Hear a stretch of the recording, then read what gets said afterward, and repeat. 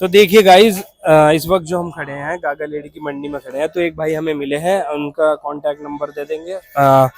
तो भाई अस्सलाम वालेकुम, क्या नाम है जी आपका? सोनी कुरैशी जी सोनी कुरैशी अच्छा, सोनी कुरैशी भाई, ये बकरों का ही काम करते हो? जी सब मंडियां करते हो? जी। अच्छा, तो क्या रेट वेट कर रखा है इसका जोड़े का? इसके 60 मांग रहे हैं जी। 60,000।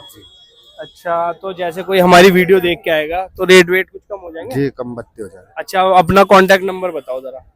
84 30 85 58 12। अच्छा, दोबारा बताओ। 84 30 85 58 12। अच्छा, तो भाई अगर मंडी से अलग भी कोई आपसे कांटेक्ट करना चाहे तो कर सकता है ना? बिल्कुल। फिलहाल माल घर पे भी खड़ा होगा।